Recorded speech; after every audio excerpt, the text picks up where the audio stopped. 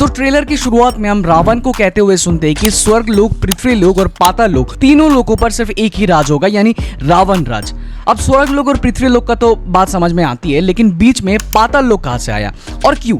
तो इसका जवाब छुपा है शूर्पणखा और विद्युत जी की गुप्त विवाह में। एक्चुअली में शूर्पणखा राक्षस कुल की राजकुमारी थी, जबकि विद्युत जी कल के दानव वंश का राजकुमार था। महर्षि कश्यप की मल्टीपल वाइफ्स यानी अनेकों बीवियों में से एक कलका से ही इस दानव वंश की उत्पत्ति हुई थी। इस वजह से इसे कल की दानव वंश कहा जाता है। और उस समय राक्षस कुल और दानव कुल के बीच पीढ़ियों से खतरनाक दुश्मनी चली आ रही थी। तो जब राक्षस राजकुमारी शूर्पणखा ने दानव राजकुमार विद्युत जी से विवाह कर लिया था, तो ये बात रावण को बिल्कुल पसंद नहीं आया था। और इसीलिए जब रावण अपने विश्व विजय अभियान पर निकला तो उसने पाताल लोक को भी टारगेट किया था। वैसे तो इस युद्ध में विद्युत जी रावण के हाथों मारा गया था, लेकिन मूवी में शायद इस सीक्वेंस को थोड़ा अलग तरीके से दिखाया गया है, क्योंकि इस शॉट में हम देख सकते हैं कि रावण ने पाताल लोक के राजमहल को आग लगा दी है और वहां के राजा, जो मोस्ट प्रोबेबली विद्युत जी के पिता है, रावण के पैरों में अपना मुकुट रखते हुए नजर आते हैं। लेकिन ट्रेलर में हमने एक और सीक्वेंस देखा है जहाँ विद्युत जी लंका में रावण का सामने खड़े हैं और यहाँ रावण ने अपनी ग्रीन वाली कॉस्ट्यूम पहनी हुई है जो उसने इस शॉट में पहनी हुई है लंका विजय के बाद। पीछे हम वही सेम लंका का सेट देख सकते हैं जिसकी पिक्चर महीनों पहले लीक हुई थी। यानी एक यहाँ विद्युत जी लंका पहुंचकर रावण को शायद एक द्वंद्व युद्ध के लिए चैलेंज करते हैं और फिर रावण अपना मुकुट और ज्वेलरी सब कुछ उतारकर असली युद्ध की तरह विद्युत जी के साथ द्वंद्व युद्ध शुरू करते हैं और इस लड़ाई में विद्युत जी रावण के हाथों मारा जाएगा। यानी इस मूवी में विवेक ओबेरॉय का एक छोटा सा कैमियो भी होने वाला है, मुश्किल से कुछ ही सीन होंगे। वैसे ट्रेलर में रावण को जैसे दिखाया है वो बस एक वन पास एंट्री है। अगर वाल्मीकि में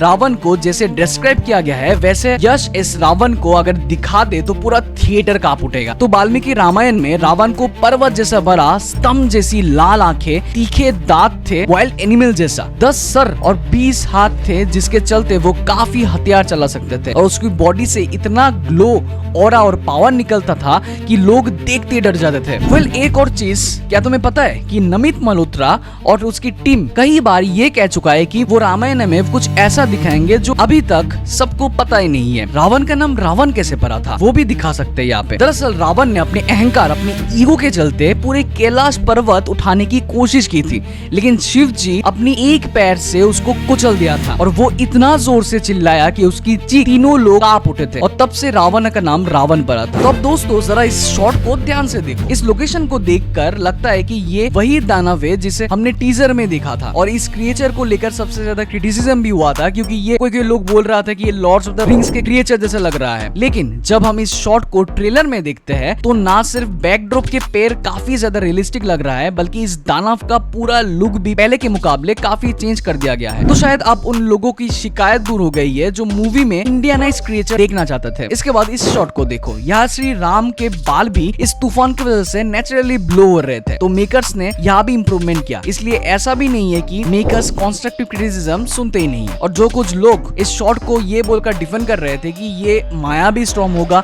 इसलिए राम जी के बाल नहीं उड़ रहे हैं, भाई ऐसे चीजों को इलॉजिकली डिफेंड करना बंद करो यार, क्योंकि ऐसा कुछ भी नहीं है। फिर हमें ट्रेलर की शुरुआत में जहाँ रावण को अटैक करते देखते हैं तो वो स्वर्ग लोक थे जहाँ नॉर्मल देव सैनिकों के पीछे हमें कई सारे देवता भी खड़े नजर आते हैं। और फिर इस शॉट में हम देख सकते हैं कि रावण ने अकेले ही सैनिकों की पूरी बैटेलियन को सफाया कर दिया है और उनकी लाशों के ढेर लगा दिया है और सामने सैनिकों की एक और टुकड़ी उसे लड़ने के लिए तैयार खड़ा है। पैदल सैनिकों के साथ साथ यहाँ रथ वाले सैनिक भी देखने को मिलता है। और फिर इस शॉट को ध्यान से देखने पर पता चलता है कि ये वही सेम शॉट है जो हमने टीजर में देखे थे, बस फर्क इतना है कि यहाँ पुष्पक विमान नहीं है, यानी कि इस पूरे सीक्वेंस को चेंज कर दिया गया है। इसके बाद हम एक और देवासुर संग्राम का सीक्वेंस देख सकते हैं जहाँ देवराज इंद्र अपने ऐरावत पर सवार होकर युद्ध में उतरते हैं, लेकिन ये बैटल स्वर्ग लोक वाले अटैक से अलग लगते हैं क्योंकि यहाँ रावण ने प्रॉपर बैटल कॉस्ट्यूम पहनी हुई है। और इसी सीक्वेंस में हम वही टावर जैसे स्ट्रक्चर भी नोटिस कर सकते हैं जो टीजर की शॉट में भी देखने को मिला था। तो ये बेसिकली बड़े बड़े मूवेबल टैंक जैसे स्ट्रक्चर है जिन्हें रेशन की मदद से खींचा जा सकता है और इनके थ्रू दुश्मन की सेना पर गोला बारूद जैसे अटैक किया जा सकते हैं, जो ये दिखाता है कि बैटल सीक्वेंस को लेकर फिल्म की अप्रोच काफी प्रैक्टिकल होने वाली है। यहाँ हम रावण का वही पालतू बीस भी नोटिस करते हैं जिसका नाम था क्रोधा, जिसे कॉमिक में भी दिखाया गया था और ट्रेलर के इस शॉट में भी वो क्लियरली नजर आ रहे थे। और डायरेक्शन और मोमेंटम को देखकर लगता है कि रावण अपने पेट क्रोधा पर सवार होकर ऐरावत की तरफ आएंगे और जंप करके ऐरावत को एक जबरदस्त ब्लो मारेगा और जिसके बाद ऐरावत वहां जमीन पर पलटी खा जाएगा। यह एक तरफ रावण की फिजिकल स्ट्रेंथ भी शोकेस की गई है, साथ ही क्रोधा पर उसकी सवारी की बात का सिंबॉलिक रिप्रेजेंटेशन भी है कि रावण हमेशा अपने गुस्से से ही ड्रिवन होते हैं। ट्रेलर के नेक्स्ट शॉट में हम भगवान विष्णु की कॉमिक फॉर्म के सामने मोस्ट प्रोबेबली देवराज इंद्र को देख सकते हैं, जो भगवान विष्णु से रावण की नाश के लिए ह्यूमन अवतार यानी मानव अवतार लेने की प्रार्थना कर रहे हैं। इंटरेस्टिंगली यहाँ भगवान विष्णु का फेस रणवीर कपूर से मैच नहीं करता, बल्कि टीवी के फेमस सौरभ राज जैन जैसे फील होता है, जो कि महाभारत में कृष्णा का रोल निभाया था। तो यहाँ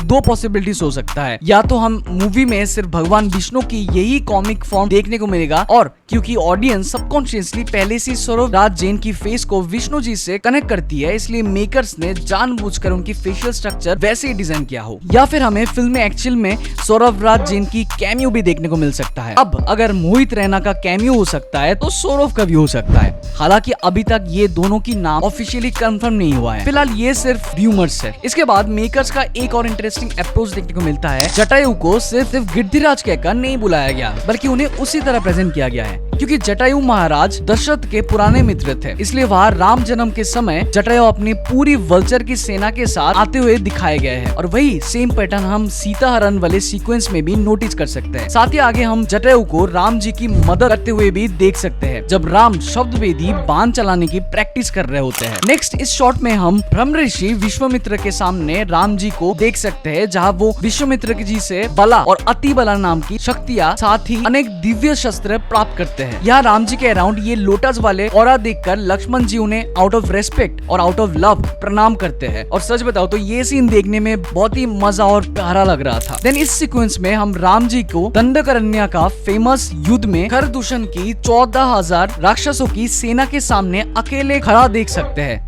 जो कि इस मोस्ट प्रोबेबली फिल्म का इंटरवल ब्लॉक होने वाला है। इस युद्ध का डिस्क्रिप्शन वाल्मीकि रामायण में बहुत ही डिटेल्ड और खतरनाक तरीके से दिया गया है, और ऑनेस्टली मैं इस सीक्वेंस के लिए सबसे ज्यादा एक्साइटेड हूँ। अब ट्रेलर में बहुत ही कुछ है डिकोड करने के लिए। इस वीडियो का अगर प्यार मिला, मैं जरूर इसका पार्ट 2 भी लेके आऊंगा। तो ये भी खत्म करते हैं, आशा रखते हैं कि मिस्टर रुद्र की इस वीडियो को भी आप बहुत ज्यादा प्यार देंगे। चैनल पे नए हो तो सब्सक्राइब जरूर कर लेना, और वीडियो इन्फॉर्मेटिव और अच्छी लगे तो यार लाइक कर देना, और कमेंट में रामायण की ट्रेलर देख यार आपको कैसा लगा कमेंट में जरूर बताना। मैं हर एक कमेंट का रिप्लाई जरूर करता हूँ। अपना बहुत ज्यादा ख्याल रखिएगा, मिलते हैं अगले वीडियो पे, तब तक टेक केयर।